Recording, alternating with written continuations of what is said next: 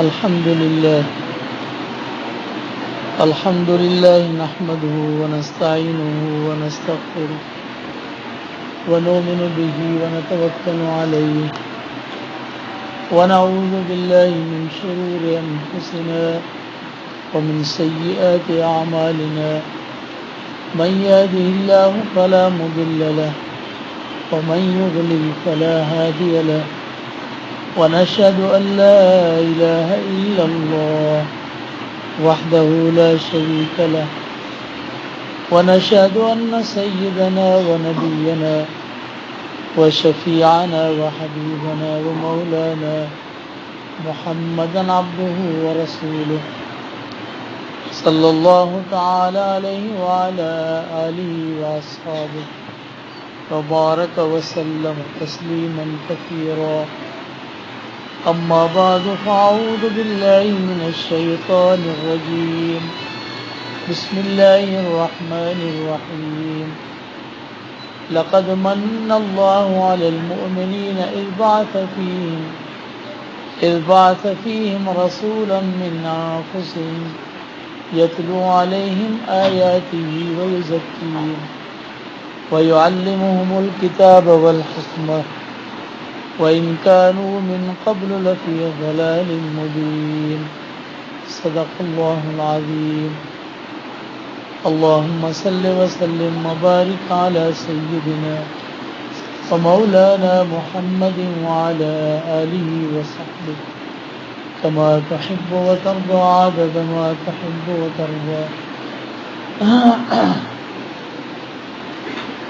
گرامی قدر حضرات علماء کرام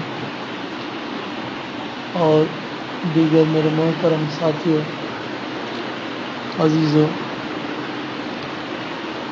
یہ ہمارے لیے باعث سعادت نہایت کہ ہم یہاں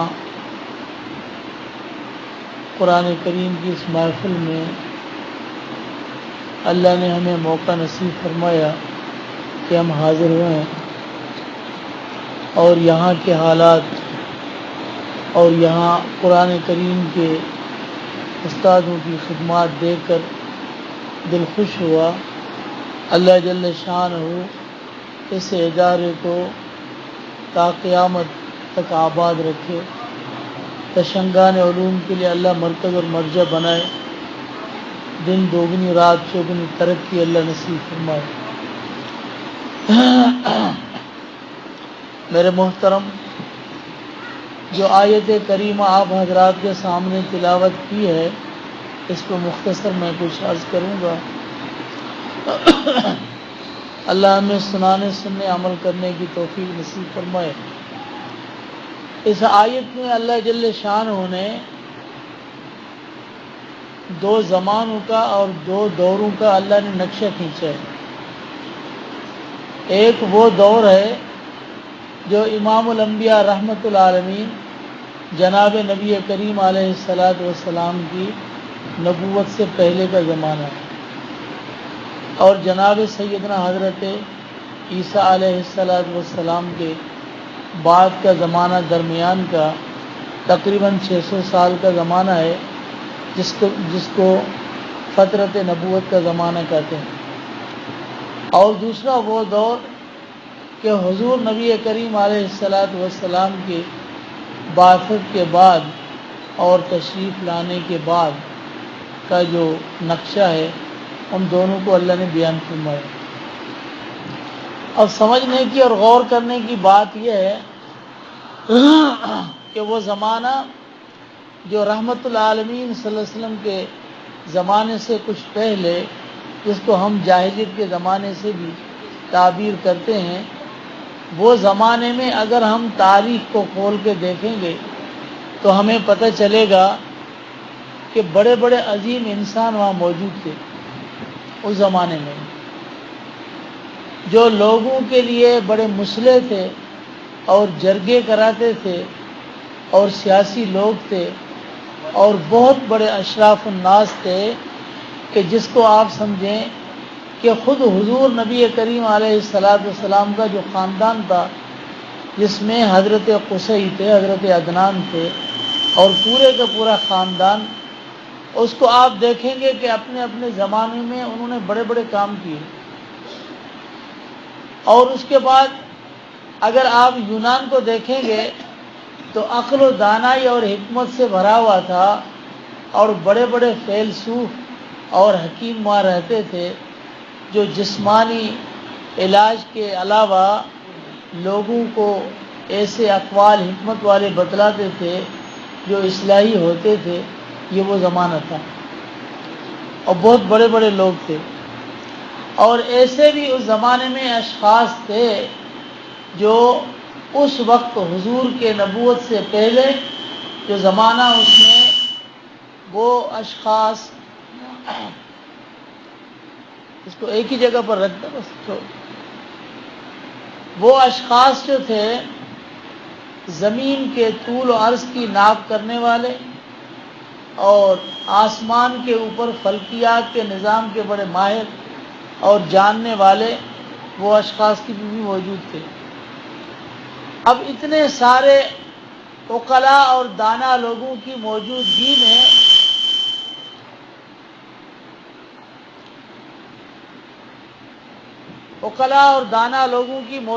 میں اور اتنے بڑے مسلح اور سیاسی لوگوں کی موجودگی میں اور اتنے بڑے زمین و آسمان کی ناپ تول کے بڑے ماہر لوگ، اللہ نے فرمایا یہ شخص ضلال مبین میں تھے. اب سمجھنے کی یہ بات ہے کہ اتنے بڑے لوگوں کے ہونے کے باوجود اللہ نے جو اس دور کا نقشہ بیان فرمایا وہ فرمایا وَإِن كَانُوا مِن قَبْلُ لَفِي ضَلَالٍ مُبِينٍ. تو یہ ذرا غور کرنے کی بات ہے اور سمجھنے کی بات ہے. گویا کہ اللہ جل شانہ نے یہ بتلایا کہ انسانیت کے پاس اگر عقل کے پاس اصلاحی پروگرام ہو اور اس کے پاس بڑے بڑے سائنسی اور جغرافیات ہو اور ان کے اندر بڑے بڑے مسلح لوگ ہوں جو عقل سے جرگے کرتے ہوں، لوگوں کو اصلاح کرتے ہوں اور لوگوں کو راستے پر چلاتے ہوں، لیکن گمراہیوں کے گہرائیوں سے نکال کر ترقی کے مدارج پر لے جانے کے لیے نبوت کے بغیر کوئی چارہ نہیں ہے. یہ اللہ نے بتلایا کہ انسان گمراہیوں سے اس وقت تک نہیں نکل سکتا جب تک کہ وہ ایک نبی کی تابعداری نہ کرے اور ایک نبوت کے ماتحت نہ آئے، یعنی نبی کی شخصیت اور اس کے سینے میں جو اللہ نے قرآن یا حکمت نازل فرمائی، جو احکام دیے، جس کو سمجھو کہ ایک شخصیت اور ایک کتاب جس کے اندر آفاقی احکام تھے، اس کے بغیر انسان ترقی نہیں کر سکتا. نہ انسان کے پاس کوئی انسانیت ساز پروگرام ہے کہ انسان کو انسان بنائے.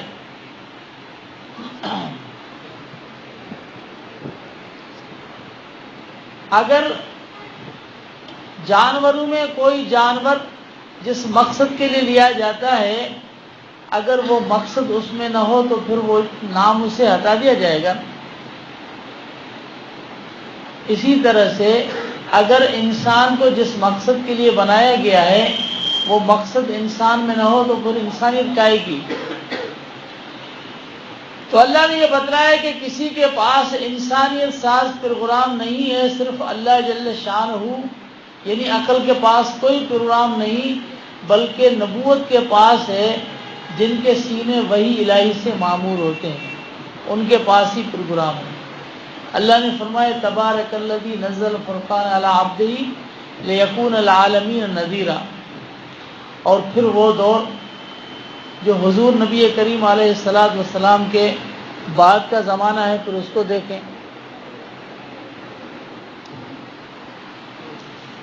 تو اللہ نے نبی کو استاد بنایا، اللہ نے قرآن پڑھنے والا بنایا، اللہ نے سینوں کے تزکیہ کرنے والا بنایا، اور اللہ نے کتاب و حکمت کی تعلیم نبی کے ذریعے سے امت کو دی. تو پھر امت کے اندر اصلاح ہوئی. اور پھر حضور کے آنے کے بعد جو اللہ نے اپنا کلام جو حضور کے سینے میں اتارا، جس کو 30 پاروں کی شکل میں ہم قرآن عظیم اور قرآن مجید کہتے ہیں، یہ وہ چیز ہے۔ اب ہم دیکھیں گے کہ دعویٰ تو سارے کرتے ہیں کہ ہمارے پاس بھی پروگرام ہے، لیکن انسانیت کو ختم کرنے کا پروگرام ہے، انسان کو بچانے کا کوئی پروگرام نہیں ہے۔ کوئی کہتا ہے کہ میں تیرے ملک کو 10 منٹ میں تباہ کر دوں گا، اور کوئی کہتا ہے کہ میں 10 سیکنڈ میں تباہ کر دوں گا۔ ساری روئے زمین کو ایک بم کے گولے پر انہیں رکھ دیا ہے، تو تباہ تو کر سکتے ہیں، اتنی سائنس اور ٹیکنالوجی بنائی ہے، اس سے بے شک تم تباہ کر سکتے ہو، لیکن ہمیں اس کی حفاظت مہیا کرو کہ جس سے انسان بنے، ترقی کرے اور اس کی حفاظت ہو۔ ایسا کوئی جامع پروگرام ہو یہ کبھی نہیں ہو سکتا، بلکہ حضور نبی کریم علیہ السلام کے زمانے سے لے کر آج تک یہ پورا معاشرہ جو ہمارے سامنے ہے، یہ اپنے اس عملی گواہی پیش کر رہا ہے کہ قرآن مجید کے احکام کے چلنے کے بغیر اور شخصیت نبی کی، حضور نبی کریم علیہ السلام کے سنت کے بغیر نہ کوئی صحیح معاشرہ قائم ہو سکتا ہے اور نہ انسان راہ راستے آ سکتا ہے کہ بدلا رہے۔ اور میں تو یہاں تک کہتا ہوں کہ اللہ نے جو قرآن میں فرمایا وَإِن كُنتُمْ فِي رَيْبٍ مِّمَّا نَزَّلْنَا عَلَىٰ عَبْدِنَا فَأْتُوا بِسُورَةٍ مِّن مِّثْلِهِ، اگر تمہیں قرآن کریم کے جو ہم نے نازل کیا اپنے خاص بندے پر اگر تمہیں شک ہے تو تم اس کا مثل پیش کرو، ایک سورت، ایک آیت، ایک جملہ بنا کے لاؤ، چھوٹا سا کلام بنا کے پیش کرو۔ اور اللہ نے یہ چیلنج کس کو دیا؟ اللہ نے یہ چیلنج زمانے کے ان اشخاص کو دیا جو فصحائے ادنان اور بلغائے قحطان، بڑے بڑے فصیح اور بلیغ، اور آپ حیرت میں پڑ جائیں گے کہ اس زمانے کے لوگ کتنے بڑے فصیح ہوتے تھے۔ ایسے ایسے گھرانے تھے کہ ان گھروں کے اندر پیدا ہونے والا بچہ اس پر بولنا حرام تھا جب تک وہ شعر نہ پڑھے، ایسے خاندان بھی تھے۔ اور آپ نے نام سنا ہوگا حسان بن ثابت رضی اللہ تعالیٰ عنہ کا، ہاں، جس کو حضور خود ممبر پہ بٹھاتے اور پھر دعا فرماتے اللہم ایدہ بروح القدس، اللہ اس کو روح مقدس کی تائید دے۔ اور پھر حضور فرماتے کہ جب تک تم اشعار پڑھتے جبریل امین تیرے ساتھ ہوتا ہے، حضور نے فرمایا۔ اور حضور فرماتے اوج المشرکین او قال حاجہم، مشرکین کے حج و بیان کرو۔ حضور فرما کے پھر پوچھتے فکیف بنسبی فیہم، جب تم مشرکین کی حجب اور مذمت بیان کرو گے تو میں بھی تو مشرکین کا فرد ہوں، قریشی ہوں نا، ان کے خاندان کا ہوں، تو مجھے کیسے نکالو گے، کیا کرو گے؟ تو حضرت حسان ثابت نے عرض کی یا رسول اللہ لأسلنک منہم کما یسل الشعر من العجین، میں آپ کو ان کے نسلوں سے ایسے پاک کر کے نکالوں گا جیسے گوندے ہوئے آٹے سے بال نکالا جاتا ہے، ایسے تھے۔ لیکن حیرت کی بات عجیب تو یہ ہے کہ جب حضرت حسان بن ثابت رضی اللہ تعالیٰ عنہ نے حضرت خنسا رضی اللہ تعالیٰ عنہ کے سامنے اپنے 2 شعر پڑھے تو حضرت خنسا نے 6 غلطیاں نکالی۔ اب آپ اندازہ لگائیں کہ مردوں سے عورتیں کتنی بڑی شاعرہ تھیں، اور زمانہ کیا تھا، جن کے قصیدے بیت اللہ پر لٹکائے جاتے تھے، سب المعلقات یا 10 المعلقات، جو ساری دنیا میں مانے جاتے ہیں اور سارے سال وہ بیت اللہ پر لٹکے ہوئے ہوتے تھے، سارے قصیدے۔ لیکن ان کے لیے سب سے بڑا چیلنج یہی تھا کہ جب سورہ انا آتینا کل کوثر نازل ہوئی تو ایک صحابی نے بیت اللہ شریف کے اوپر حج کی موسم میں وہ سورت اوپر لٹکا دی لکھ کے۔ تو جب بڑے بڑے شاعر آئے تو عرب کے ایک بہت بڑے شاعر نے جب یہ دیکھا تو کیا کہا، انا آتینا کل کوثر ما ھذا قول البشر فصلی لربک وانحر ما ھذا قول البشر ان شانئک ھو الابتر ما ھذا قول البشر۔ کہا کہ یہ انسان کا کلام نہیں. اللہ نے چیلنج کیا ان کو. آپ کو پتا ہے کہ پٹھان کو چیلنج کتنا مشکل ہوتا ہے. ہاں اگر کوئی پٹھان کو چیلنج کر دے مشکل ہے نا. پٹھان عرب ایک ہی چیز سمجھے, یہ پہاڑوں کی مخلوق ہے, ان کے لیے چیلنج اتنا مشکل ہے کہ کچھ کر گزرے لیکن وہ کریں گے. اور اللہ نے چیلنج کیسے فرمایا؟ فَإِن لَّمْ تَفْعَلُوا وَلَن تَفْعَلُوا, قرآن کا مثل پیش نہیں کرو گے اور قیامت تک ہرگز نہیں کر سکتے. اب بتاؤ اگر ان کے پاس کوئی بھی چیز ہو تو پیش نہیں کر سکتے تھے. ہاں ہتھیار ڈال دیے اور حضور کے قدموں میں گر گئے. ایسے گرے, ہتھیار ڈال دیے اور پھر گرے کہ ایسا کلام ایسے شخص کی زبان سے جو امی ہے, کہیں پڑھا ہوا نہیں ہے, تو اللہ نے ان کے ہتھیار معطل کر دیے اور انہوں نے اپنے ہتھیار ڈال دیے حضور کے سامنے. تو بتلانے کا مقصد یہ تھا کہ میں کہتا ہوں جس طرح سے قرآن کریم کی آیات کا اور صورت اور مضمون کا اللہ نے قیامت تک چیلنج فرمایا, قرآن مجید کے معاشرے کا بھی چیلنج ہے. تم کتاب اللہ کا مقابلہ نہیں کر سکتے تو رجال اللہ کی مثل بھی قیامت تک پیش نہیں کر سکتے. جو قرآن نے معاشرہ بنایا, صحابہ کا دور تھا, خلافت راشدہ کا دور تھا, ایسا معاشرہ لا کے دکھاؤ. کوئی صدیق اکبر جیسا بنا کے دکھاؤ, کوئی فاروق اعظم جیسا پیش کرو, کوئی عثمان ذوالنورین, علی المرتضی عاشرہ مبشرہ, ایسی جانثار جماعت کوئی پیش کر کے دکھاؤ. فرماتے ہیں جس طرح سے حضور نبی کریم علیہ الصلاۃ والسلام کی ذات پر اللہ کی محبوبیت ختم ہے, صحابہ کرام رضی اللہ تعالی اجمعین پر فدائیت اور جانثاری ختم ہے.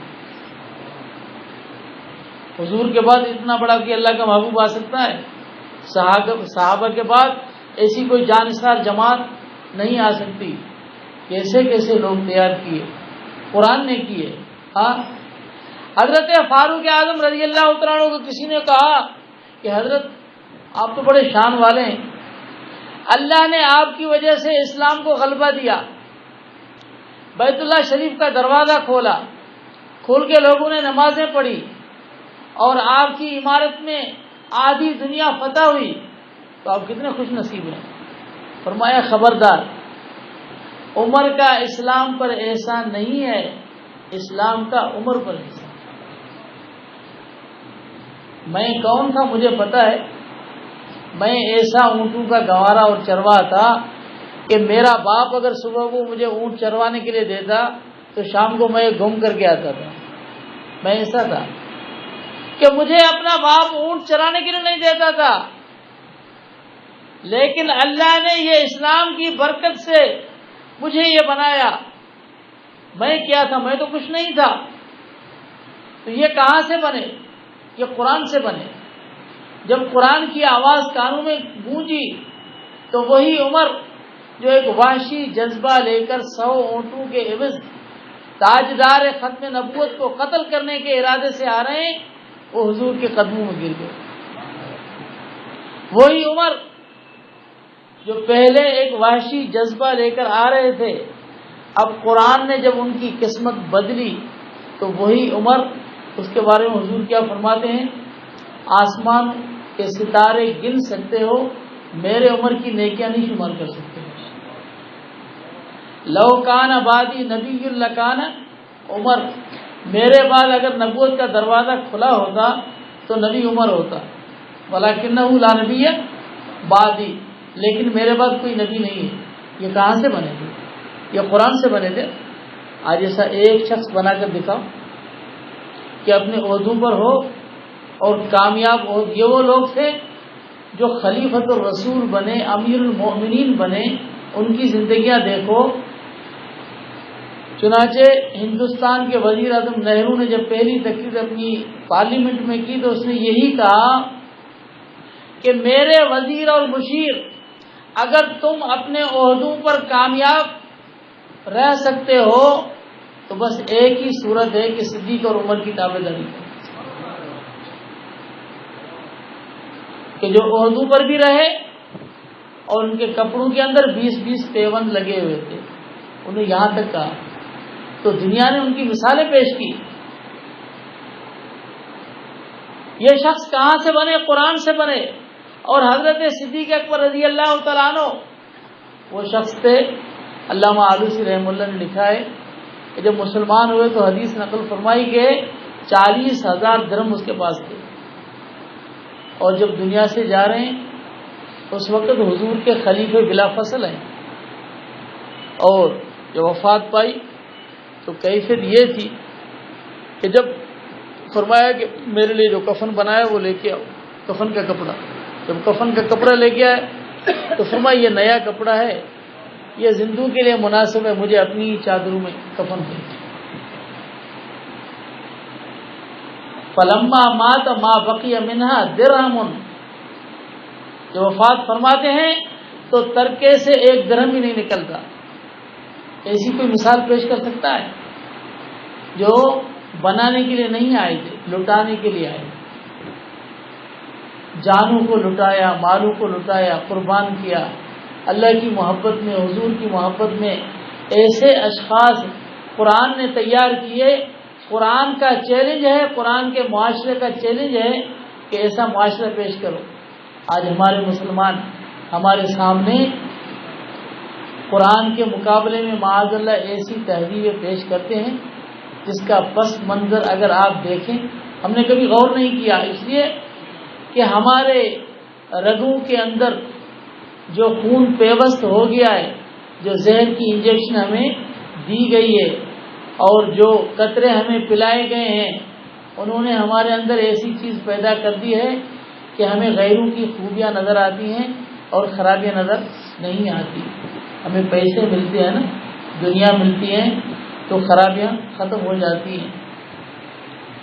قرآن کے مقابلے میں جو لوگ دعویٰ کرتے ہیں اپنی تہذیب کا، وہ لوگ ہیں جو کتوں کے ساتھ کھاتے اور پیتے ہیں اور سوتے ہیں رات کو. کیا آپ میں کوئی پسند کرے گا کتوں کے ساتھ سونا، کھانا پینا؟ اور جو کتوں کی غلاظت صاف کراتا ہے، میں نے اپنی آنکھوں سے دیکھا ہوا ایک انگریز کو اپنے ہاتھوں سے کتوں کی غلاظت صاف کر رہے ہیں، نعوذ باللہ. اور ہم اس کی مثالیں پیش کرتے ہیں. ہاں، اگر عزت ہے تو اللہ کے قرآن میں ہے، اور اگر تہذیب اور معاشرہ ہے تو قرآن کا معاشرہ ہے. کہیں بھی عزت نہیں مل سکتی اور کہیں بھی معزز کوئی نہیں ہو سکتا جب تک قرآن کو اپنے ہاتھ میں نہ پکڑے اور قرآن کے مطابق زندگی نہ گزارے. یہ گھروں کی صرف زینت نہیں، سجانے کے لیے نہیں، برکت کے لیے نہیں، بلکہ دیکھنے اور پڑھنے کے لیے. میں کہتا ہوں ایک مسلمان روزانہ تھوڑی سی تلاوت کرتا ہے تو ایک آیت کا اگر روزانہ ترجمہ دیکھ لے گا، ایک آیت، کون سی بڑی بات ہے؟ ہاں، ترجمہ دیکھ کے پڑھے تو تھوڑا سا قرآن کے اندر جو اللہ کے جلالی اور جمالی صفات ہیں، تھوڑے سے انوارات اس کے اندر بھی آئے نا، تلاوت سے بھی آتا ہے. اس لیے کہ اللہ نے ہمیں جو نعمت حضور کے طفیل دی ہے، قرآن کریم اللہ کا کلام ہے، اور حضور نے فرمایا تبرک بالقرآن فإنہ کلام اللہ وخرج منہ. قرآن سے برکت حاصل کرو، یہ اللہ کا کلام ہے اور اللہ کا باطن ہے، اللہ سے نکلا ہوا ہے، برکت ہے. امام احمد بن حنبل رحمۃ اللہ علیہ، علامہ آلوسی رحمۃ اللہ علیہ فرماتے ہیں 100 مرتبہ احمد بن حنبل نے خواب میں اللہ کی زیارت کی. تو ایک خواب میں فرماتے میں نے اپنے رب سے پوچھا، یا اللہ آپ کے قرب کا ذریعہ کیا ہے، کون سا عمل ہے کہ آپ کا قرب حاصل ہو؟ تو اللہ نے فرمایا میرے کلام کی تلاوت کرنا. تو عرض کیا یا رب سمجھ کر یا بغیر سمجھے؟ تو اللہ نے فرمایا جیسے ہی پڑھو، سمجھے پڑھو چاہے بغیر سمجھے پڑھو، اللہ کے انوارات آئیں گے. من شغلہ القرآن عن ذکری و مسرتی آتیتہ افضل ما اوتی السائلین، جو قرآن کی تلاوت میں ہے، مشغول ہے. اللہ دنیا میں جتنے جتنے مانگنے والوں کو جو کچھ دے گا، اس قرآن پڑھنے والے کو بغیر مانگے ہی سب کچھ مل جاتا ہے. کتنی بڑی نعمت اور انعام ہے، یہ تو اللہ کی طرف سے ہے. لیکن ہم سمجھے کہ قرآن ہمارے لیے احکام نامہ ہے، دستور و منشور ہے. اگر میرا دوست اس کو کوئی ضرورت ہو اور مجھے کوئی خط لکھے جس کے اندر کوئی حکم ہو میرے لیے، اور میں اپنے دوست کے خط کو ایک کپڑے میں بند کر کے الماری میں رکھ دوں اور روزانہ صبح اٹھ کر اس کو چوم کے سینے سے لگا دے اور پھر واپس لگوں، تو میں نے اس خط کی قدر کی یا ناقدری کی؟ کہ اس کو میں نے پڑھا ہی نہیں، کہ اس کو ضرورت ہے. اللہ جب قرآن میں فرماتا ہے کہ مجھے کوئی قرض دینے والا ہے، تو اللہ ہم سے کچھ مانگ رہا ہے، اللہ ہم سے کوئی تقاضے کر رہا ہے. اب اللہ کے تقاضے احکم الحاکمین کے ہم سمجھتے نہیں ہیں، اور ہم اٹھ کر اس کو صرف چوم کے رکھ لیتے ہیں صبح اور ان کے تقاضوں پر نہیں چلتے. تو بتاؤ ہم نے قرآن کی قدری کی یا ناقدری کی؟ ہم نے ناقدری کی، شکر نہیں ادا کیا. شکر یہ ہے کہ ہم اس کو پڑھیں اور سمجھیں. من قرأ القرآن واستظہرہ واحل حلالہ وحرم حرامہ. حافظ قرآن کے لیے تو آتا ہے کہ 10 آدمی کی سفارش کرے گا. بعض روایات میں ہے کہ جو قرآن کو پڑھے وعمل بما فیہ، اس پر عمل بھی کرے، واستظہرہ، اپنے دل کے ساتھ اس پر عمل کرے، واحل حلالہ وحرم حرامہ، قرآن کے حلال کو حلال سمجھے اور قرآن کے حرام کو حرام سمجھ لے. تو بھئی یہ تو پڑھنے سے ہوگا، یا علم سے ہوگا، یا علماء سے پوچھنے سے ہوگا. دو ہی طبقے ہیں دنیا میں، ایک اہل علم ہے اور ایک اہل علم سے پوچھنے والے ہیں. 2 طبقے ہیں. تو اگر عالم ہو تو خود سمجھو، اگر علم نہیں ہے تو پوچھ کے چلو علماء سے. تو پھر اللہ تبارک و تعالی ہمیں یہ نعمت نصیب کرے گا. لیکن قرآن، اللہ جل شانہ قرآن کا معاشرہ ہم سے چاہتا ہے کہ تم قرآن کا معاشرہ رکھو. وہ معاشرہ جن میں ہمیں ایسے افراد تیار کر کے دیے کہ جناب فاروق اعظم رضی اللہ تعالیٰ عنہ جب شام گئے تو وہاں پر دمشق کے حضرت ابو عبیدہ بن جراح رضی اللہ تعالیٰ عنہ گورنر تھے. تو فرمایا کہ میں آپ کا گھر دیکھوں گا. تو حضرت ابو عبیدہ کا گھر جب دیکھا تو گھنے درخت تھے، اس کے اندر کہا یہ میرا گھر ہے. یہ گورنر کا گھر تھا. وہاں دیکھا ایک جانماز پڑی ہوئی تھی اور ایک جو کوئی پیالہ تھا اس کو لٹکا ہوا تھا. جب اتارا تو پانی میں سوکھے روٹی کے ٹکڑے پڑے ہوئے. تو دیکھ کر رونے لگے. کون؟ امیر المومنین عمر رضی اللہ تعالیٰ عنہ، دمشق کے گورنر، جو آج 5 ملک ہیں، 5 ریاستیں ہیں. اس وقت ایک ملک تھا. اس کے گورنر کے اس گھر کے اثاثے کو دیکھ کر فاروق اعظم رضی اللہ عنہ کی آنکھوں سے آنسو آ گئے اور فرمایا دنیا نے ہم سب کو تبدیل کر دیا لیکن ابو عبیدہ کا دل نہیں بدلا. اس لیے کہ حضور نے کیا فرمایا؟ لکل امت امین وامین هذه الامه ابو عبیدہ بن جراح. میری امت کا امین کون ہے؟ ابو عبیدہ بن جراح. ایسے امانت والے لوگ اور ایسے پاک دامن اور دوسروں کی عزت کا خیال کرنے والے، حقوق اللہ حقوق العباد کا خیال کرنے والے ایک ایسا شخص معاشرے میں کوئی تیار کر کے دکھا. اللہ تبارک و تعالی، یہ ہے ان دور کا نقشہ جو اللہ نے قرآن کے اندر بیان فرمایا. اب کوئی یہ مت سمجھے کہ یہ قرآن کریم والے یہ جو مدرسوں کے اندر پڑھتے ہیں کوئی ان کو حقارت کی نظر سے مت دیکھے. یہ بچے آپ دیکھ رہے ہیں نا، ہاں، کہ بیچارے پتہ نہیں کہ ان کو وضو کا طریقہ بھی آتا ہے نہیں آتا، پڑھنا بھی نہیں آتا، اور اگر بازار دیکھتے ہیں کسی چیز کو منگوانے کے لیے تو وہ چیزیں بھول جاتی ہیں. اس سینے میں اللہ فرماتے ہیں میں نے اپنے کلام کو محفوظ کیا ہے، تمہاری طاقت نہیں ہے.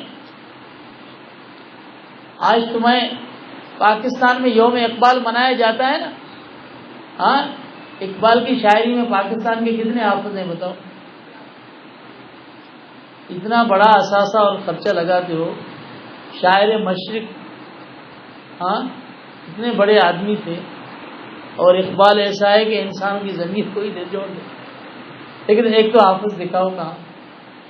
سندھ کے بہت بڑے شاعر تھے شاہ عبد اللطیف بھٹائی، اس کا کوئی حافظ دکھاؤ. ہاں بڑوں کو خیال آئے کہ جی اس کے کلام کو محفوظ کیا جائے، حافظ تیار کیے جائیں. لیکن اللہ کا کلام جو یہ اردو پڑھنے والا، اردو زبان والا، یہ اس کو سمجھتا بھی نہیں ہے، زبان بھی اس کی نہیں ہے. یہ 30 پارے اس کے سینے میں کیسے محفوظ ہوئے؟ یہ اللہ نے کہ انا نحن نزلنا الذکر وانا لہ لحافظون. یہ اللہ کا کام ہے، ہمارا کوئی کام نہیں. ہاں اگر ملک اور حکومت کے ذریعے سے ہوتا تو لوگ کہتے نہیں مسلمانوں کی حکومت قرآن کی حفاظت کی ہے. اگر کوئی دنیا دار کہتے تو کہتے سرمایہ ہے اس کی حفاظت کی ہے. اللہ نے کسی سے نہیں کرنا، نہ فوج سے، نہ سرکار سے، نہ دنیا داروں سے، کسی سے بھی نہیں. اللہ نے معصوم بچوں سے کرایا کہ اب اس کو دیکھو. اب یہ فوج تو اللہ تیار کر رہا، ہم نہیں تیار کر رہے، یہ اللہ تیار کر رہا ہے. اور یہ بچے جو ہیں ان کو حکایت کی نظر سے مت دیکھو. جب آنکھیں بند ہوگی اور غفلت کی آنکھ بند ہوگی، حقیقت کی آنکھ کھلے گی، آخرت کے میدان میں یہ بچے آخرت کے افسر ہوں گے، افسر. اور ہم ان کے پاؤں پکڑیں گے کہ جی ہم نے آپ کے سر پر ہاتھ رکھا تھا اور آپ کی مجلس میں قرآن میں ہم شریک ہوئے تھے، ہمیں جہنم سے آزاد کر کے جنت کا ٹکٹ دلوایا. ان کے پاؤں پکڑیں گے. مت سمجھو ان کو حقیر، حکایت کی نظر سے مت دیکھو. یہ وہ ہیں کہ حضور فرماتے ہیں کہ کائنات کے پیدا کرنے سے 1000 سال پہلے اللہ نے اپنا یہ کلام فرشتوں کو پڑھ کر سنایا. فرشتوں کو پڑھنے والے کون؟ اللہ. اور پڑھا کس کے اوپر؟ فرشتوں کے اوپر. اب کیسا وجد طاری ہوگا؟ یا کوئی بڑا حافظ پڑھتا ہے تو کیسا وجد طاری ہوتا ہے، اور جب اللہ پڑھے اپنے کلام کو. تو فرشتوں نے کیا فرمایا، کیا کہا؟ طوبی لامۃ تنزل ھذا علیہا وطوبی لاجواف تحمل ھذا وطوبی لالسنۃ تتکلم بھذا. مبارک اس امت کے لیے جن پر یہ قرآن نازل ہوگا، مبارک ان سینوں کے لیے جو اپنے سینوں میں قرآن کو جگہ دیں گے، اور مبارک ان زبانوں کے لیے جو اس قرآن کو پڑھیں گے. کتنی بڑی شان ہے. حکایت کی نظر سے مت دیں. اور رہا دین کی حفاظت کا مسئلہ، کہ اس دین کو اللہ نے قیامت تک باقی رکھے گا. رکھے گا نا. اس کی نشانی کیا ہے؟ اس کی علامت ہے حضرت عیسیٰ علیہ السلام آئیں گے. وہ نبی ہے نا، لیکن اپنی شریعت پر عمل کرائیں گے یا حضور کی شریعت پر؟ تو جب حضور کی شریعت ہوگی تو عمل کرائیں گے. سمجھتے ہو؟ تو حضرت عیسیٰ علیہ السلام کا آنا اور حضور کی شریعت پر عمل کرانا، اس سے سمجھ جاؤ کہ قرآن بھی رہے گا، حدیث بھی رہے گی. اب دوسری بات سمجھو، اگر یہ قرآن رہے گا، یہ قرآن جو 30 پاروں میں ہے نا، اگر یہ قرآن رہے گا، بھائی کاغذ ہوگا تو یہ قرآن لکھا جائے گا. اگر کاغذ نہیں ہوگا قرآن لکھا جائے گا. اور کاغذ کے لیے فیکٹری ہوگی تو بنے گا نا. سارے سامان ہوں گے تو کاغذ آئے گا، اور کاغذ آئے گا تو قرآن بنے گا، مصحف اس میں لکھا جائے گا. تو قرآن کی حفاظت یہ ہمیں بتاتی ہے کہ کاغذ بھی قیامت تک محفوظ رہے گا، کاغذ بنانے والی فیکٹریاں بھی قیامت تک ہوں گی. تو اسی طرح سے یہی قرآن بتلاتا ہے کہ جب قرآن قیامت تک رہے گا تو یہ سینے بھی قیامت تک رہیں گے، یہ بچے بھی رہیں گے، یہ فیکٹریاں مدرسے یہ بھی رہیں گے، یہ رہیں گی، کوئی ختم نہیں کر سکتا. ہمیں حفاظت کے لیے کسی کے ساتھ لینے کی کوئی ضرورت نہیں. ہمارے پاس ایک اچھا جواب بہتر میں آپ کو بتلاتا ہوں. آخری بات، ہمیں کیا کہنا چاہیے؟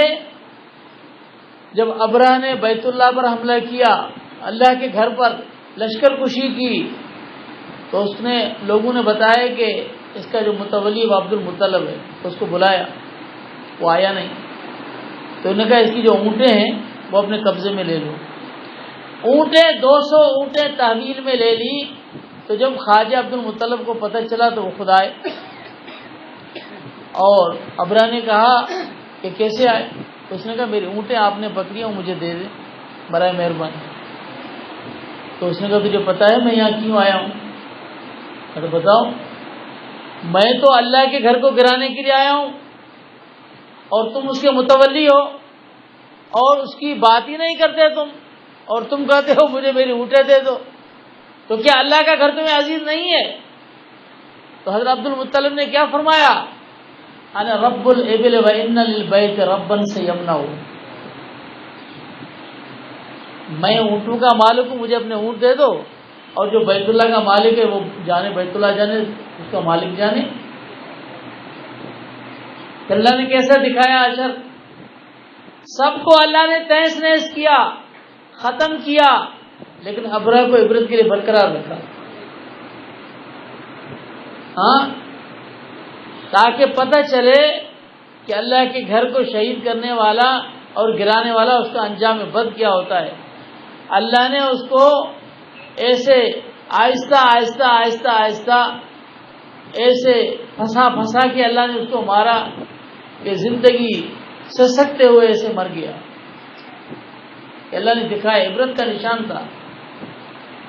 تو اللہ تبارک و تعالی جب قرآن کی حفاظت فرمائے گا تو یہ ادارے، یہ دین، اس کا محافظ اللہ ہے۔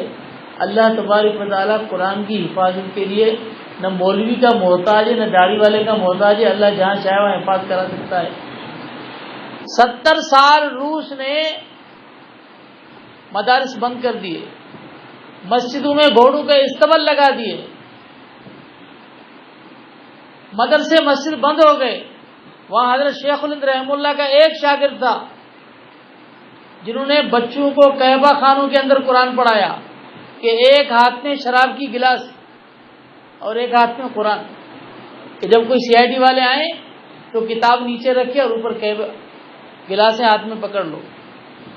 ایسے زیر زمین قرآن پڑھایا تہ خانوں کے اندر۔ پتہ کب چلا؟ جب روس کی ریاستیں آزاد ہوئیں، اس وقت انہوں نے ایک ریاست میں قرآن کا مقابلہ کرایا حسن قرات کا، وہاں ریاستوں کے 10,000 حفاظ نے شرکت کی۔ یہ 10,000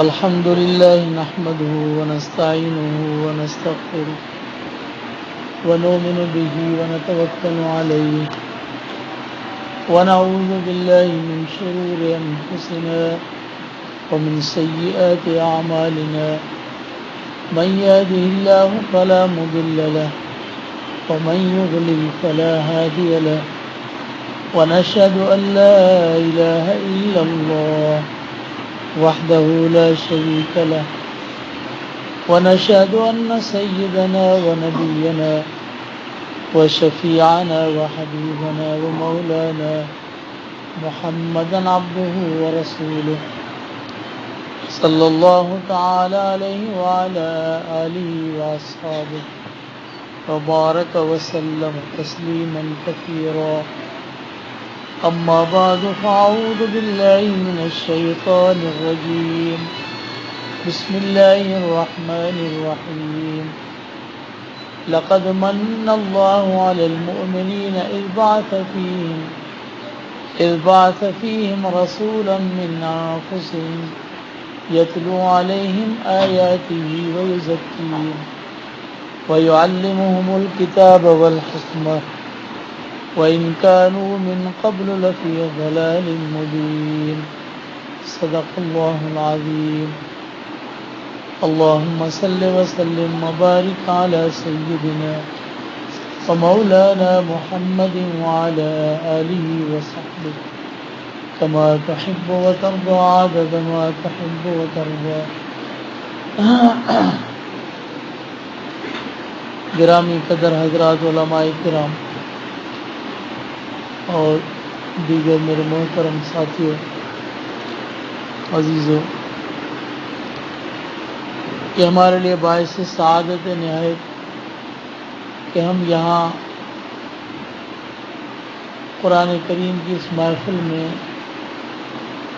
اللہ نے ہمیں موقع نصیب فرمایا کہ ہم حاضر ہوئے ہیں اور یہاں کے حالات اور یہاں قرآن کریم کے استادوں کی خدمات دیکھ کر دل خوش ہوا۔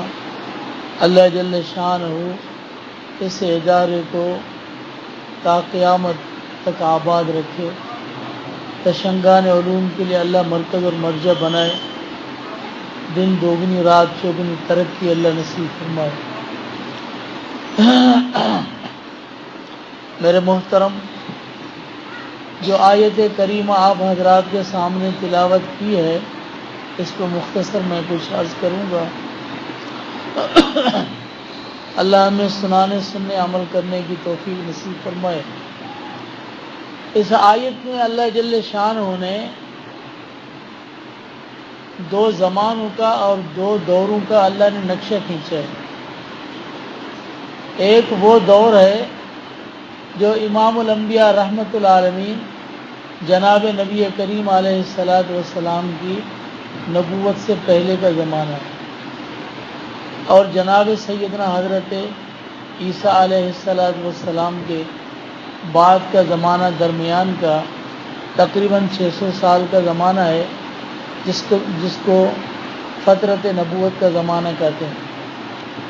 اور دوسرا وہ دور کہ حضور نبی کریم علیہ الصلاۃ والسلام کے بعثت کے بعد اور تشریف لانے کے بعد کا جو نقشہ ہے، ان دونوں کو اللہ نے بیان فرمایا۔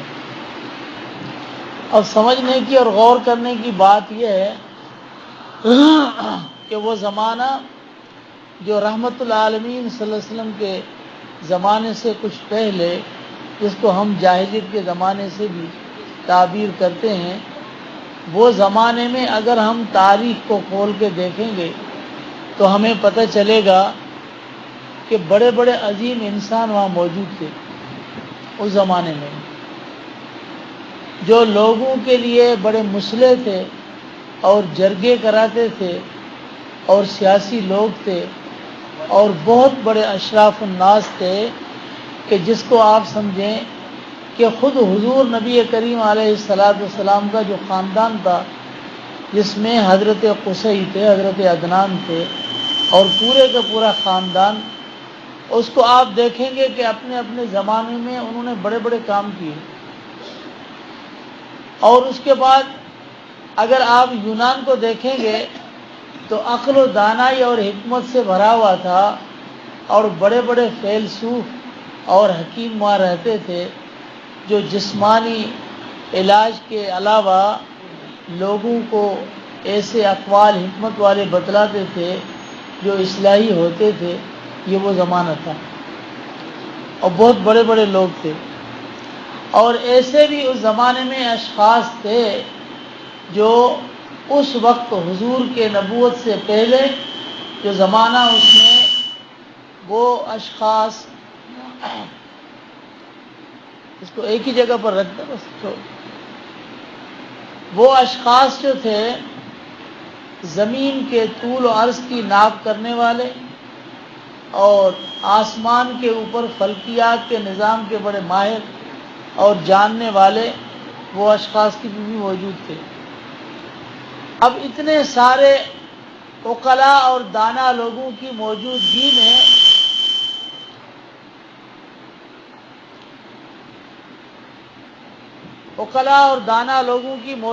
میں اور اتنے بڑے مسلح اور سیاسی لوگوں کی موجودگی میں اور اتنے بڑے زمین و آسمان کی ناپ تول کے بڑے ماہر لوگ، اللہ نے فرمایا یہ شخص ضلال مبین میں تھے۔ اب سمجھنے کی یہ بات ہے کہ اتنے بڑے لوگوں کے ہونے کے باوجود اللہ نے جو اس دور کا نقشہ بیان فرمایا، وہ فرمایا وَإِن كَانُوا مِن قَبْلُ لَفِي ضَلَالٍ مُبِينٍ۔ تو یہ ذرا غور کرنے کی بات ہے اور سمجھنے کی بات ہے۔ گویا کہ اللہ جل شانہ نے یہ بتلایا کہ انسانیت کے پاس اگر عقل کے پاس اصلاحی پروگرام ہو اور اس کے پاس بڑے بڑے سائنسی اور جغرافیات ہو اور ان کے اندر بڑے بڑے مسلح لوگ ہوں جو عقل سے جرگے کرتے ہوں، لوگوں کو اصلاح کرتے ہوں اور لوگوں کو راستے پر چلاتے ہوں، لیکن گمراہیوں کے گہرائیوں سے نکال کر ترقی کے مدارج پر لے جانے کے لیے نبوت کے بغیر کوئی چارہ نہیں ہے۔ یہ اللہ نے بتلایا کہ انسان گمراہیوں سے اس وقت تک نہیں نکل سکتا جب تک کہ وہ ایک نبی کی تابعداری نہ کرے اور ایک نبوت کے ماتحت نہ آئے، یعنی نبی کی شخصیت اور اس کے سینے میں جو اللہ نے قرآن یا حکمت نازل فرمائی، جو احکام دیے، جس کو سمجھو کہ ایک شخصیت اور ایک کتاب جس کے اندر آفاقی احکام تھے، اس کے بغیر انسان ترقی نہیں کر سکتا، نہ انسان کے پاس کوئی انسانیت ساز پروگرام ہے کہ انسان کو انسان بنائے۔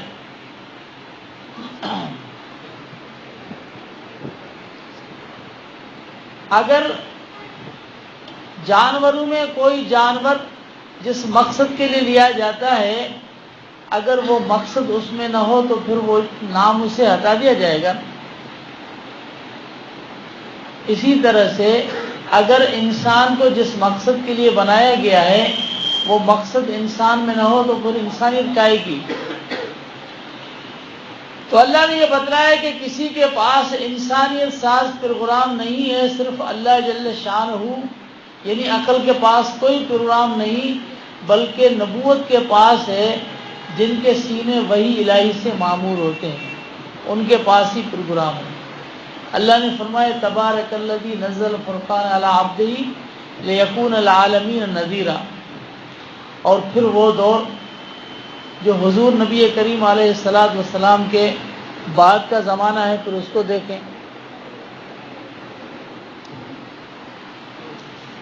تو اللہ نے نبی کو استاد بنایا، اللہ نے قرآن پڑھنے والا بنایا، اللہ نے سینوں کے تزکیہ کرنے والا بنایا، اور اللہ نے کتاب و حکمت کی تعلیم نبی کے ذریعے سے امت کو دی، تو پھر امت کے اندر اصلاح ہوئی۔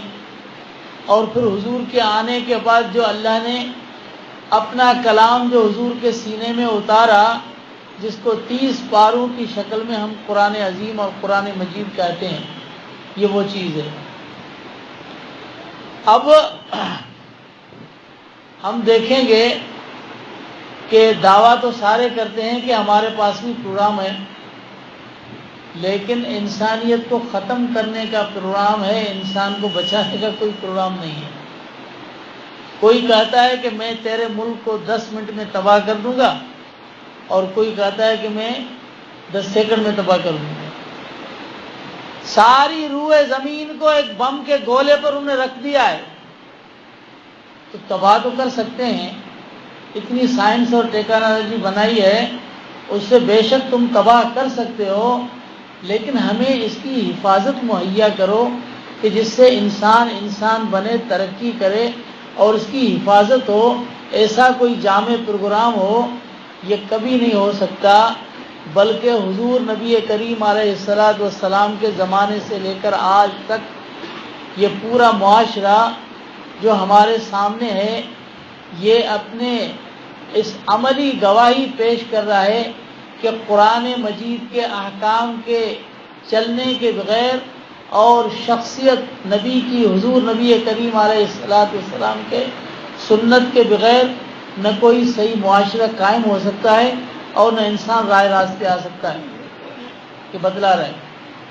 اور میں تو یہاں تک کہتا ہوں کہ اللہ نے جو قرآن میں فرمایا وَإِن كُنتُمْ فِي رَيْبٍ مِّمَّا نَزَّلْنَا عَلَىٰ عَبْدِنَا فَأْتُوا بِسُورَةٍ مِّن مِّثْلِهِ، اگر تمہیں قرآن کریم کے جو ہم نے نازل کیا اپنے خاص بندے پر اگر تمہیں شک ہے تو تم اس کا مثل پیش کرو، ایک سورت، ایک آیت، ایک جملہ بنا کے لاؤ، چھوٹا سا کلام بنا کے پیش کرو۔ اور اللہ نے یہ چیلنج کس کو دیا؟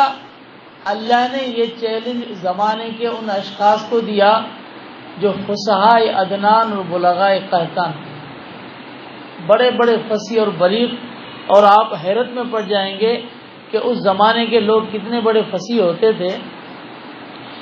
ایسے ایسے گھرانے تھے کہ ان گھروں کے اندر پیدا ہونے والا بچہ اس پر بولنا حرام تھا جب تک وہ شعر نہ پڑھے، ایسے خاندان بھی تھے۔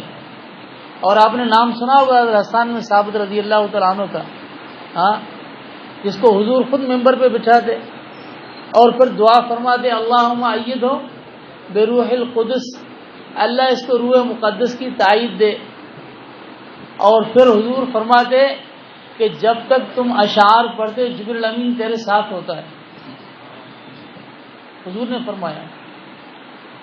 اور حضور فرماتے اوج المشرکین او قال حاجہم، مشرکین کے حج و بیان کرو۔ حضور فرما کے پھر پوچھتے فکیف بنسبی فیہم، جب تم مشرکین کی حجب اور مذمت بیان کرو گے تو میں بھی تو مشرکین کا فرد ہوں، قریشی ہوں نا، ان کے خاندان کا ہوں، تو مجھے کیسے نکالو گے، کیا کرو گے؟ تو حضرت حسان بن ثابت نے عرض کی یا رسول اللہ لأسلنک منہم کما یسل الشعر من العجین، میں آپ کو ان کے نسلوں سے ایسے پاک کر کے نکالوں گا جیسے گوندے ہوئے آٹے سے بال نکالا جاتا ہے، ایسے تھے۔ لیکن حیرت کی بات عجیب تو یہ ہے کہ جب حضرت حسان بن ثابت رضی اللہ تعالیٰ عنہ نے حضرت خنسا رضی اللہ تعالیٰ عنہ کے سامنے اپنے 2 شعر پڑھے تو حضرت خنسا نے 6 غلطیاں نکالی۔ اب آپ اندازہ لگائیں کہ مردوں سے عورتیں کتنی بڑی شاعرہ تھیں، اور زمانہ کیا تھا، جن کے قصیدے بیت اللہ پر لٹکائے جاتے تھے، سب المعلقات یا 10 المعلقات، جو ساری دنیا میں مانے جاتے ہیں اور سارے سال وہ بیت اللہ پر لٹکے ہوئے ہوتے تھے، سارے قصیدے۔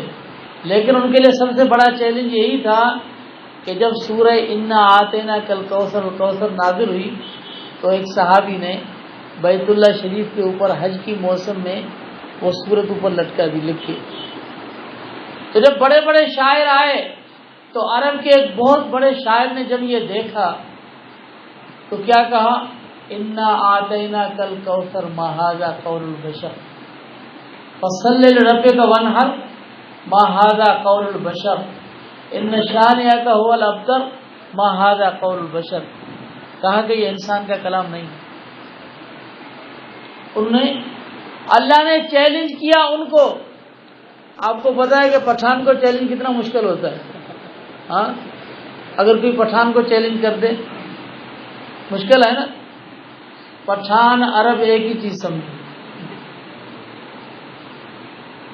یہ پہاڑوں کی مخلوق ہے، ان کے لیے چیلنج اتنا مشکل ہے کہ کچھ کر گزرے لیکن وہ کریں گے۔ اور اللہ نے چیلنج کیسے فرمایا، فَإِن لَّمْ تَفْعَلُوا وَلَن تَفْعَلُوا، قرآن کا مثل پیش نہیں کرو گے اور قیامت تک ہرگز نہیں کر سکتے۔ اب بتاؤ اگر ان کے پاس کوئی بھی چیز ہو تو پیش نہیں کر سکتے تھے، ہاں، ہتھیار ڈال دیے اور حضور کے قدموں میں گر گئے، ایسے گرے، ہتھیار ڈال دیے اور پھر گرے۔ کہ ایسا کلام ایسے شخص کی زبان سے جو امی ہے، کہیں پڑھا ہوا نہیں ہے، تو اللہ نے ان کے ہتھیار معطل کر دیے، انہوں نے اپنے ہتھیار ڈال دیے حضور کے سامنے۔ تو بتلانے کا مقصد یہ تھا کہ میں کہتا ہوں جس طرح سے قرآن کریم کی آیات کا اور صورت اور مضمون کا اللہ نے قیامت تک چیلنج فرمایا، قرآن مجید کے معاشرے کا بھی چیلنج ہے۔ تم کتاب اللہ کا مقابلہ نہیں کر سکتے تو رجال اللہ کی مثل بھی قیامت تک پیش نہیں کر سکتے۔ جو قرآن نے معاشرہ بنایا، صحابہ کا دور تھا، خلافت راشدہ کا دور تھا، ایسے بھی ایسا معاشرہ لا کے دکھاؤ، کوئی صدیق اکبر جیسا بنا کے دکھاؤ، کوئی فاروق اعظم جیسا پیش کرو، کوئی عثمان ذو النورین، علی المرتضی، عشرہ مبشرہ، ایسی جانثار جماعت کوئی پیش کر کے دکھاؤ۔ فرماتے ہیں جس طرح سے حضور نبی کریم علیہ الصلاۃ والسلام کی ذات پر اللہ کی محبوبیت ختم ہے، صحابہ کرام رضی اللہ تعالی اجمعین پر فدائیت اور جانثاری ختم ہے۔ حضور کے بعد اتنا بڑا کہ اللہ کا محبوب آ سکتا ہے؟ صحابہ کے بعد ایسی کوئی جانثار جماعت نہیں آ سکتی۔ کیسے کیسے لوگ تیار کیے، قرآن نے کیے۔ ہاں، حضرت فاروق اعظم رضی اللہ تعالیٰ عنہ کو کسی نے کہا کہ حضرت آپ تو بڑے شان والے ہیں، اللہ نے آپ کی وجہ سے اسلام کو غلبہ دیا، بیت اللہ شریف کا دروازہ کھولا، کھول کے لوگوں نے نمازیں پڑھی اور آپ کی عمارت میں آدھی دنیا فتح ہوئی، تو آپ کتنے خوش نصیب ہیں۔ فرمایا خبردار، عمر کا اسلام پر احسان نہیں ہے، اسلام کا عمر پر احسان۔ میں کون تھا مجھے پتا ہے، میں ایسا اونٹوں کا گوارا اور چرواہ تھا کہ میرا باپ اگر صبح کو مجھے اونٹ چروانے کے لیے دیتا تو شام کو میں گھوم کر کے آتا تھا۔ میں ایسا تھا کہ مجھے اپنا باپ اونٹ چرانے کے لیے نہیں دیتا تھا، لیکن اللہ نے یہ اسلام کی برکت سے مجھے یہ بنایا۔ میں کیا تھا؟ میں تو کچھ نہیں تھا۔ تو یہ کہاں سے بنے؟ یہ قرآن سے بنے۔ جب قرآن کی آواز کانوں میں گونجی تو وہی عمر جو ایک وحشی جذبہ لے کر 100 اونٹوں کے عوض تاجدار ختم نبوت کو قتل کرنے کے ارادے سے آ رہے ہیں، وہ حضور کے قدموں میں گر گئے۔ وہی عمر جو پہلے ایک وحشی جذبہ لے کر آ رہے تھے، اب قرآن نے جب ان کی قسمت بدلی تو وہی عمر، اس کے بارے میں حضور کیا فرماتے ہیں؟ آسمان کے ستارے گن سکتے ہو، میرے عمر کی نیکیاں نہیں شمار کر سکتے۔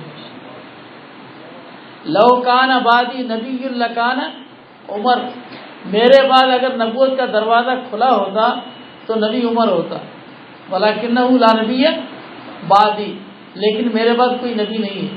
یہ کہاں سے بنے تھے؟ یہ قرآن سے بنے تھے۔ آج ایسا ایک شخص بنا کر دکھاؤ کہ اپنے عہدوں پر ہو اور کامیاب ہو۔ یہ وہ لوگ تھے جو خلیفۃ الرسول بنے، امیر المؤمنین بنے، ان کی زندگیاں دیکھو۔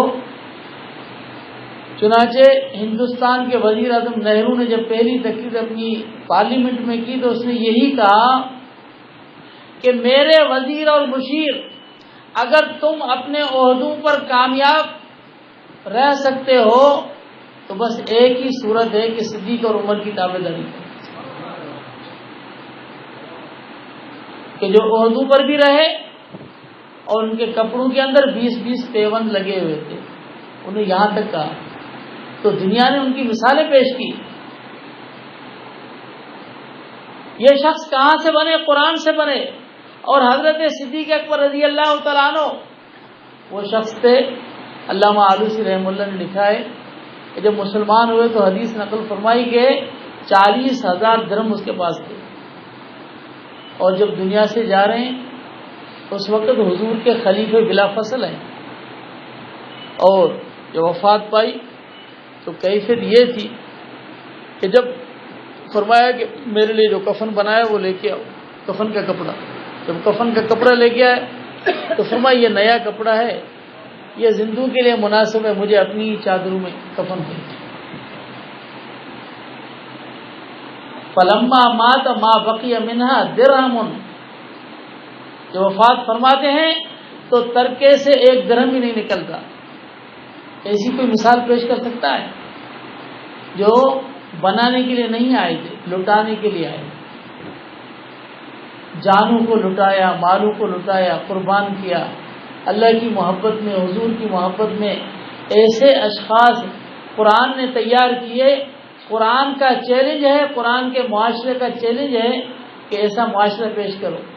آج ہمارے مسلمان ہمارے سامنے قرآن کے مقابلے میں معاذ اللہ ایسی تہذیبیں پیش کرتے ہیں جس کا پس منظر اگر آپ دیکھیں، ہم نے کبھی غور نہیں کیا، اس لیے کہ ہمارے رگوں کے اندر جو خون پیوست ہو گیا ہے، جو زہر کی انجیکشن ہمیں دی گئی ہے اور جو قطرے ہمیں پلائے گئے ہیں، انہوں نے ہمارے اندر ایسی چیز پیدا کر دی ہے کہ ہمیں غیروں کی خوبیاں نظر آتی ہیں اور خرابیاں نظر نہیں آتی. ہمیں پیسے ملتے ہیں نا، دنیا ملتی ہے تو خرابیاں ختم ہو جاتی ہیں. قرآن کے مقابلے میں جو لوگ دعویٰ کرتے ہیں اپنی تہذیب کا، وہ لوگ ہیں جو کتوں کے ساتھ کھاتے اور پیتے ہیں اور سوتے ہیں رات کو. کیا آپ میں کوئی پسند کرے گا کتوں کے ساتھ سونا، کھانا پینا؟ اور جو کتوں کی غلاظت صاف کراتا ہے، میں نے اپنی آنکھوں سے دیکھا ہوا ایک انگریز کو اپنے ہاتھوں سے کتوں کی غلاظت صاف کر رہا ہے، نعوذ باللہ، اور ہم اس کی مثالیں پیش کرتے ہیں. ہاں، اگر عزت ہے تو اللہ کے قرآن میں ہے، اور اگر تہذیب اور معاشرہ ہے تو قرآن کا معاشرہ ہے. کہیں بھی عزت نہیں مل سکتی اور کہیں بھی معزز کوئی نہیں ہو سکتا جب تک قرآن کو اپنے ہاتھ میں نہ پکڑے اور قرآن کے مطابق زندگی نہ گزارے.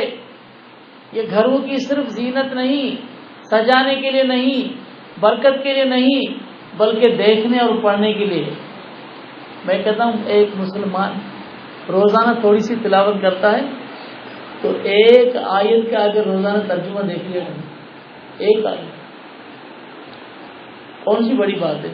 ہاں، ترجمہ دیکھ کے پڑھے تو تھوڑا سا قرآن کے اندر جو اللہ کی جلالی اور جمالی صفات ہیں، تھوڑے سے انوارات اس کے اندر بھی آئے نا، تلاوت سے بھی آتا ہے. اس لیے کہ اللہ نے ہمیں جو نعمت حضور کے طفیل دی ہے، قرآن کریم اللہ کا کلام ہے، اور حضور نے فرمایا تبرک بالقرآن فإنہ کلام اللہ وخرج منہ. قرآن سے برکت حاصل کرو، یہ اللہ کا کلام ہے اور اللہ کا باطن ہے، اللہ سے نکلا ہوا ہے، برکت ہے. امام احمد بن حنبل رحمۃ اللہ علیہ، علامہ آلوسی رحمۃ اللہ علیہ فرماتے ہیں 100 مرتبہ احمد بن حنبل نے خواب میں اللہ کی زیارت کی. تو ایک خواب میں فرماتے میں نے اپنے رب سے پوچھا، یا اللہ آپ کے قرب کا ذریعہ کیا ہے، کون سا عمل ہے کہ آپ کا قرب حاصل ہو؟ تو اللہ نے فرمایا میرے کلام کی تلاوت کرنا. تو عرض کیا یا رب سمجھ کر یا بغیر سمجھے؟ تو اللہ نے فرمایا جیسے ہی پڑھو، سمجھے پڑھو چاہے بغیر سمجھے پڑھو، اللہ کے انوارات آئیں گے. من شغلہ القرآن عن ذکری و مسرتی آتیتہ افضل ما اوتی السائلین. جو قرآن کی تلاوت میں ہے، مشغول ہے، اللہ دنیا میں جتنے جتنے مانگنے والوں کو جو کچھ دے گا، اس قرآن پڑھنے والے کو بغیر مانگے ہی سب کچھ مل جاتا ہے. کتنی بڑی نعمت اور انعام ہے، یہ تو اللہ کی طرف سے ہے. لیکن ہم سمجھے کہ قرآن ہمارے لیے احکام نامہ ہے، دستور و منشور ہے. اگر میرا دوست اس کو کوئی ضرورت ہو اور مجھے کوئی خط لکھے جس کے اندر کوئی حکم ہو میرے لیے، اور میں اپنے دوست کے خط کو ایک کپڑے میں بند کر کے الماری میں رکھ دوں اور روزانہ صبح اٹھ کر اس کو چوم کے سینے سے لگا کے اور پھر واپس لگوں، تو میں نے اس خط کی قدر کی یا ناقدری کی؟ کہ اس کو میں نے پڑھا ہی نہیں، کہ اس کو ضرورت ہے. اللہ جب قرآن میں فرماتا ہے کہ مجھے کوئی قرض دینے والا ہے تو اللہ ہم سے کچھ مانگ رہا ہے، اللہ ہم سے کوئی تقاضے کر رہا ہے. اب اللہ کے تقاضے احکم الحاکمین کے ہم سمجھتے نہیں ہیں اور ہم اٹھ کر اس کو صرف چوم کے رکھ لیتے ہیں صبح اور ان کے تقاضوں پر نہیں چلتے. تو بتاؤ ہم نے قرآن کی قدری کی یا ناقدری کی؟ ہم نے ناقدری کی، شکر نہیں ادا کیا. شکر یہ ہے کہ ہم اس کو پڑھیں اور سمجھیں. من قرأ القرآن واستظہرہ واحل حلالہ وحرم حرامہ. حافظ قرآن کے لیے تو آتا ہے کہ 10 آدمی کی سفارش کرے گا. بعض روایات میں ہے کہ جو قرآن کو پڑھے وعمل بما فیہ، اس پر عمل بھی کرے، واستظہرہ، اپنے دل کے ساتھ اس پر عمل کرے، واحل حلالہ وحرم حرامہ، قرآن کے حلال کو حلال سمجھے اور قرآن کے حرام کو حرام سمجھے. تو بھئی یہ تو پڑھنے سے ہوگا یا علم سے ہوگا یا علماء سے پوچھنے سے ہوگا. دو ہی طبقے ہیں دنیا میں، ایک اہل علم ہے اور ایک اہل علم سے پوچھنے والے ہیں، دو طبقے ہیں۔ تو اگر عالم ہو تو خود سمجھو، اگر علم نہیں ہے تو پوچھ کے چلو علماء سے، تو پھر اللہ تبارک و تعالی ہمیں یہ نعمت نصیب کرے گا۔ لیکن قرآن، اللہ جل شانہ قرآن کا معاشرہ ہم سے چاہتا ہے کہ تم قرآن کا معاشرہ رکھو۔ وہ معاشرہ جن نے ہمیں ایسے افراد تیار کر کے دیے کہ جناب فاروق اعظم رضی اللہ تعالیٰ عنہ جب شام گئے تو وہاں پر دمشق کے حضرت ابو عبیدہ بن جراح رضی اللہ تعالیٰ عنہ گورنر تھے، تو فرمایا کہ میں آپ کا گھر دیکھوں گا۔ تو حضرت ابو عبیدہ کا گھر جب دیکھا تو گھنے درخت تھے، اس کے اندر کہا یہ میرا گھر ہے، یہ گورنر کا گھر تھا۔ وہاں دیکھا ایک جانماز پڑی ہوئی تھی اور ایک جو کوئی پیالہ تھا اس وہ لٹکا ہوا تھا، جب اتارا تو پانی میں سوکھے روٹی کے ٹکڑے پڑے ہوئے، تو دیکھ کر رونے لگے۔ کون؟ امیر المومنین عمر رضی اللہ تعالیٰ عنہ، دمشق کے گورنر، جو آج 5 ملک ہیں، 5 ریاستیں ہیں، اس وقت ایک ملک تھا، اس کے گورنر کے اس گھر کے اثاثے کو دیکھ کر فاروق اعظم رضی اللہ عنہ کی آنکھوں سے آنسو آ گئے اور فرمایا دنیا نے ہم سب کو تبدیل کر دیا لیکن ابو عبیدہ کا دل نہیں بدلا، اس لیے کہ حضور نے کیا فرمایا، لکل امت امین وامین هذه الامه ابو عبیدہ بن جراح، میری امت کا امین کون ہے؟ ابو عبیدہ بن جراح۔ ایسے امانت والے لوگ اور ایسے پاک دامن اور دوسروں کی عزت کا خیال کرنے والے، حقوق اللہ حقوق العباد کا خیال کرنے والے ایک ایسا شخص معاشرے میں کوئی تیار کر کے دکھا۔ اللہ تبارک و تعالی، یہ ہے ان دور کا نقشہ جو اللہ نے قرآن کے اندر بیان فرمایا۔ اب کوئی یہ مت سمجھے کہ یہ قرآن کریم والے یہ جو مدرسوں کے اندر پڑھتے ہیں کوئی ان کو حقارت کی نظر سے مت دیکھے۔ یہ بچے آپ دیکھ رہے ہیں نا، ہاں، کہ بیچارے پتہ نہیں کہ ان کو وضو کا طریقہ بھی آتا ہے نہیں آتا، پڑھنا بھی نہیں آتا، اور اگر بازار دیکھتے ہیں کسی چیز کو منگوانے کے لیے تو وہ چیزیں بھول جاتی ہیں۔ اس سینے میں اللہ فرماتے ہیں میں نے اپنے کلام کو محفوظ کیا ہے، تمہاری طاقت نہیں ہے۔ آج تمہیں پاکستان میں یوم اقبال منایا جاتا ہے نا، ہاں، اقبال کی شاعری میں پاکستان کے کتنے حافظ ہیں بتاؤ؟ اتنا بڑا اثاثہ اور خرچہ لگاتے ہو، شاعر مشرق، ہاں، اتنے بڑے آدمی تھے، اور اقبال ایسا ہے کہ انسان کی زمین کو ہی دے جوڑ دے، لیکن ایک تو حافظ دکھاؤ کہاں؟ سندھ کے بہت بڑے شاعر تھے شاہ عبد اللطیف بھٹائی، اس کا کوئی حافظ دکھاؤ؟ ہاں،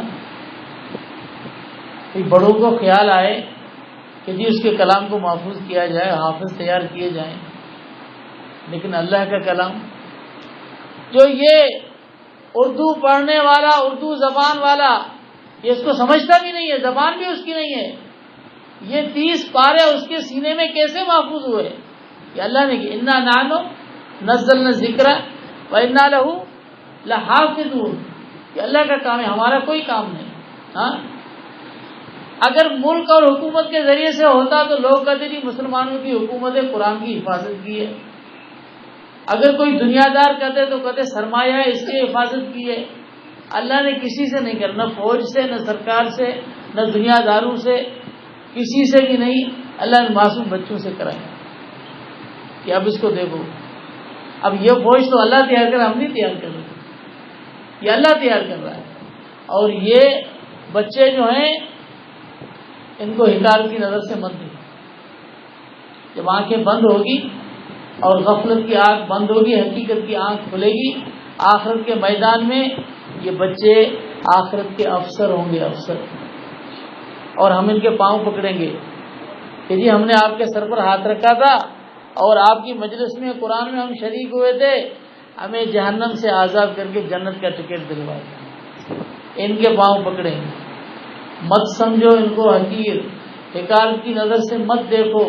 یہ وہ ہیں کہ حضور فرماتے ہیں کہ کائنات کے پیدا کرنے سے 1000 سال پہلے اللہ نے اپنا یہ کلام فرشتوں کو پڑھ کر سنایا.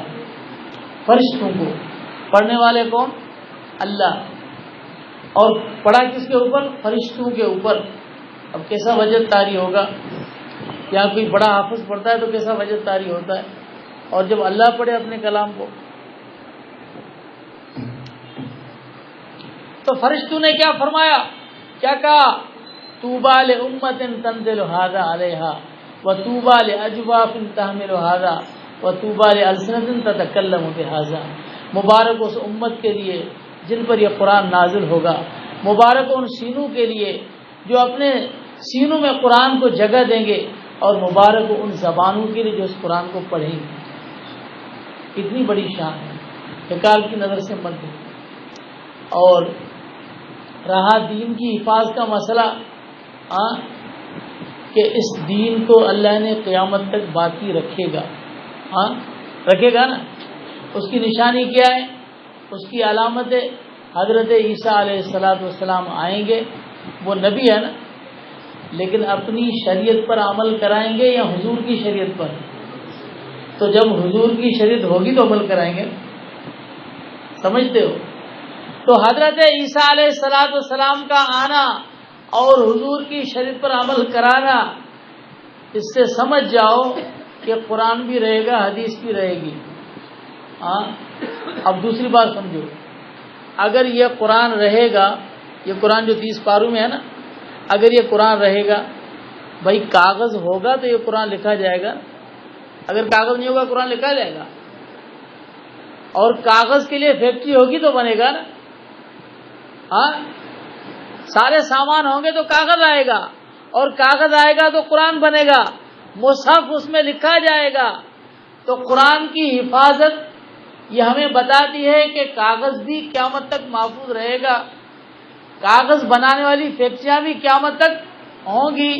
تو اسی طرح سے یہی قرآن بتلاتا ہے کہ جب قرآن قیامت تک رہے گا تو یہ سینے بھی قیامت تک رہیں گے، یہ بچے بھی رہیں گے، یہ فیکٹریاں مدرسے یہ بھی رہیں گے، یہ رہیں گی، کوئی ختم نہیں کر سکتا. ہمیں حفاظت کے لیے کسی کے ساتھ لینے کی کوئی ضرورت نہیں. ہمارے پاس ایک اچھا جواب بہترین میں آپ کو بتلاتا ہوں. آخری بات، ہمیں کیا کہنا چاہیے؟ جب ابرہ نے بیت اللہ پر حملہ کیا، اللہ کے گھر پر لشکر کشی کی، تو اس نے لوگوں نے بتایا کہ اس کا جو متولی عبد المطلب ہے تو اس کو بلایا، وہ آیا نہیں. تو انہوں نے کہا اس کی جو اونٹیں ہیں وہ اپنے قبضے میں لے لو. اونٹیں 200 اونٹیں تحویل میں لے لی. تو جب خواجہ عبد المطلب کو پتہ چلا تو وہ خود آئے، اور ابرہ نے کہا کہ کیسے آئے؟ تو اس نے کہا میری اونٹیں آپ نے پکڑی ہیں، مجھے دے دیں برائے مہربانی. تو اس نے کہا تجھے پتا ہے میں یہاں کیوں آیا ہوں؟ تو بتاؤ. میں تو اللہ کے گھر کو گرانے کے لیے آیا ہوں، اور تم اس کے متولی ہو، اور اس کی بات ہی نہیں کرتے تم، اور تم کہتے ہو مجھے میری اونٹیں دے دو. تو کیا اللہ کا گھر تمہیں عزیز نہیں ہے؟ تو حضرت عبد المطلب نے کیا فرمایا؟ انا رب الابل وان للبیت ربا سیمنع. میں اونٹوں کا مالک ہوں، مجھے اپنے اونٹ دے دو، اور جو بیت اللہ کا مالک ہے وہ جانے، بیت اللہ جانے، اس کا مالک جانے. اللہ نے کیسا دکھایا اثر؟ سب کو اللہ نے تہس نہس کیا، ختم کیا، لیکن ابرہ کو عبرت کے لیے برقرار رکھا.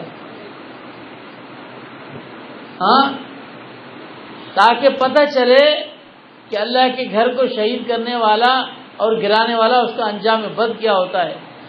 اللہ نے اس کو ایسے آہستہ آہستہ آہستہ آہستہ ایسے پھنسا پھنسا کے اللہ نے اس کو مارا کہ زندگی سسکتے ہوئے ایسے مر گیا. اللہ نے دکھایا، عبرت کا نشان تھا. تو اللہ تبارک و تعالی جب قرآن کی حفاظت فرمائے گا تو یہ ادارے، یہ دین، اس کا محافظ اللہ ہے. اللہ تبارک و تعالی قرآن کی حفاظت کے لیے نہ مولوی کا محتاج ہے، نہ داڑھی والے کا محتاج ہے. اللہ جہاں چاہے وہاں حفاظت کرا سکتا ہے. 70 سال روس نے مدارس بند کر دیے، مسجدوں میں گھوڑوں کے استبل لگا دیے، مدرسے مسجد بند ہو گئے۔ وہاں حضرت شیخ الہند رحمہ اللہ کا ایک شاگرد تھا جنہوں نے بچوں کو کعبہ خانوں کے اندر قرآن پڑھایا کہ ایک ہاتھ میں شراب کی گلاس اور ایک ہاتھ میں قرآن، کہ جب کوئی سی آئی ڈی والے آئیں تو کتاب نیچے رکھے اور اوپر گلاسیں ہاتھ میں پکڑ لو۔ ایسے زیر زمین قرآن پڑھایا تہ خانوں کے اندر۔ پتہ کب چلا؟ جب روس کی ریاستیں آزاد ہوئیں، اس وقت انہوں نے ایک ریاست میں قرآن کا مقابلہ کرایا حسن قرات کا، وہاں ریاستوں کے 10,000 حفاظ نے شرکت کی۔ یہ 10,000